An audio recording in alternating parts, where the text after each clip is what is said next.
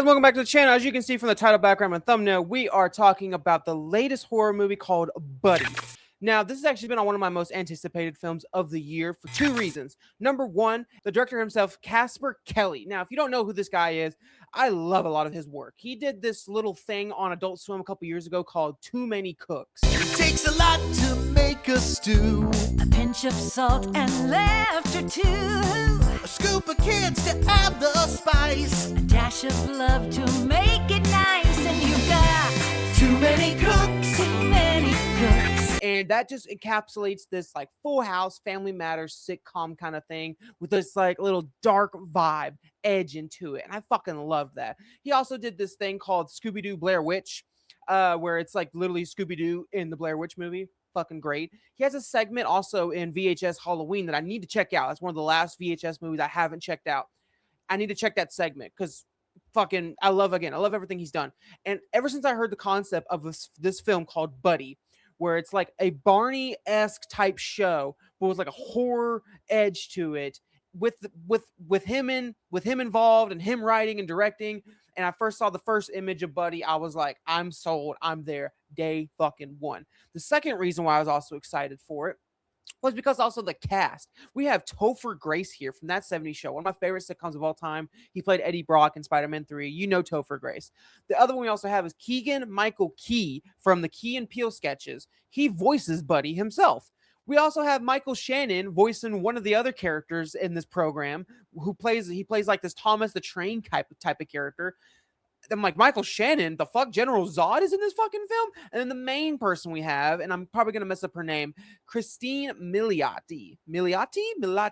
She best known for her work as in the Penguin Show. She played Falcone's daughter. I thought she was great in that show, and she's actually being the lead here.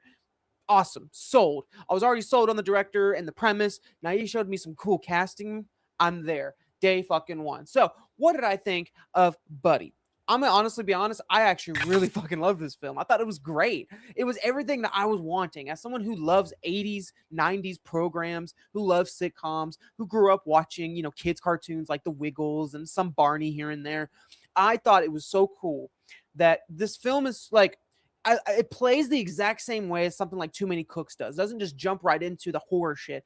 It sets you up with this Barney Buddy type show of like, you get to see an episode or two of this Buddy show and like what it really tells about, what it is, and it's very much Barney inspired. Like it's not hiding its Barney comparisons whatsoever. It's also, I love how it took its time getting there. It took its time getting to the horror. It took its time getting to the little secret layer. But there was things that you're like, that's a little strange. Like that's odd. Why did that kid change? Why did that, what, you know? So it keeps you like on the edge a little bit. And I really fucking dug that.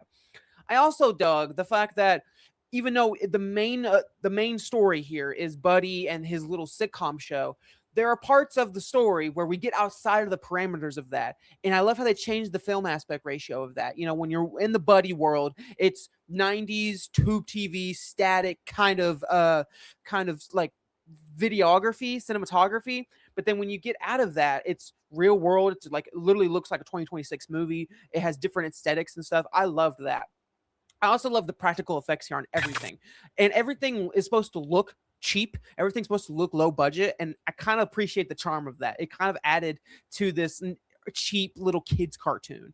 I enjoyed that. I thought that was really fucking cool. I loved all the practical effects, not only with Buddy, but with some of the other characters in the show. It was very much like Pee-wee's Playhouse mixed with Barney in terms of just practicality on the actual Buddy set.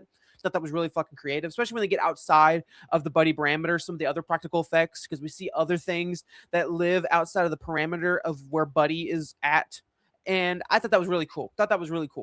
I also will give credit because you don't really get to see this often, is the kids in this are really fucking good. Like they're really good. You know, I was just bitching not too long ago about Eli Roth's Ice Cream Man and how like none of the kids felt like they were meh, you know, like they didn't put on a good performance. They were just standard black kids. Like, okay, your acting's, I guess, passable, but the acting here with all the kids is fucking great. Like I was like, for this being like a 90%, 92% kids-led film, it, to me, in a lot of ways, I didn't need adult actors. I was so invested into the kids and their story of trying to get away from Buddy and figure out what the fuck's going on in this show. I was more invested with that than what some of the other adult characters that we follow, mainly Kristen's character.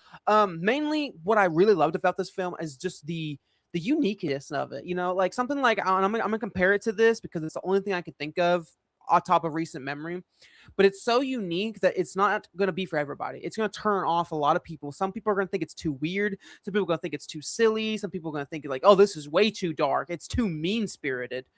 Where to me, I'm like, I can understand that because it is so unique. It's so niche. And if you love the aesthetic of turning something kiddish like a Five Nights at Freddy's, Willy's Wonderland, something like that, and flipping it on its head and making it dark and scary like those other projects, that's what it's really for. It's for those people like me who I love seeing, you know, those creepy pastas on the internet or like those little dark, disturbing videos that are going around of like Cat in the Hat in a horror film or SpongeBob in a horror film or Sonic.exe, like shit like that. That I'm like, yes, turning a kids program, mainly made for kids program, and flipping it on its head and making it horror.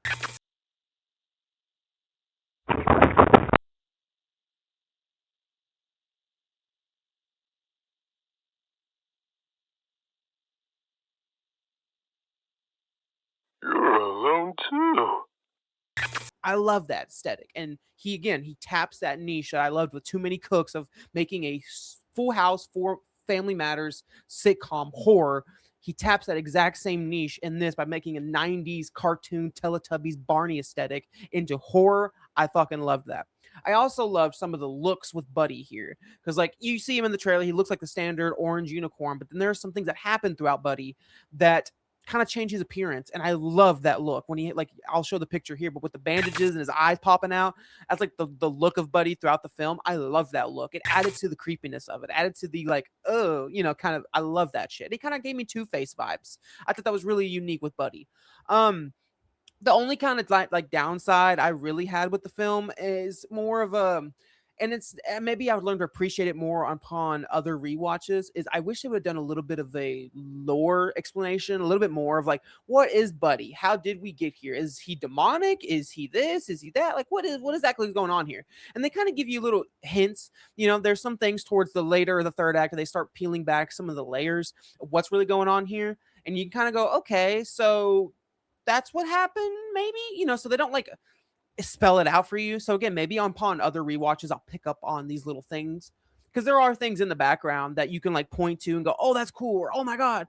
And so I think maybe it's one of those, upon rewatches, I can maybe pick up on some things and like tie some clues together and go, oh, okay, I think I really know what's going on here. But upon first watch, I kind of walked away going, I really wish there was some more explanation on what Buddy is. How did the kids get here? What exactly is going on? Because it showed that there was other things going on, not just Buddy. So I'm like, all right, I wish we got a little bit more explanation, but I kind of like the mystiqueness of it to a point where it kind of gives like that John Carpenter vibe of like, I don't know. I think I know what's going on, but I don't. So other than that, I mean, I really honestly enjoyed this film. This is going to be one of my favorite horror films of the year. Just because this taps a niche that I fucking love. I love shit like this. I really wish we could get more out of this genre like that. This is kind of what I wish Five Nights at Freddy's would have became with its first two movies. I still enjoy those films, but this is what I wish the niche and the vibe that those Five Nights at Freddy's films would have tapped into, which is just this 90s children aesthetic, gone horror, gone nightmare, gone fucked up aesthetic. I would love something like that. So yeah, guys, if I haven't sold you already, go check out Buddy in theaters. It's really, honestly, like I said, it taps a niche. So if that sounds like your genre, you want to see Barney kill some fucking kids, there's the movie for you. Go see it in theaters. So yeah, guys, you guys jump in the comments. You let me know. If you've seen Buddy, what'd you think of it? Did you love it as much as I did? Or were you kind of, not for you? You guys jump in the comments. You let me know. Remember to like, comment, and subscribe. And I'll see you guys in the next one. Bye-bye.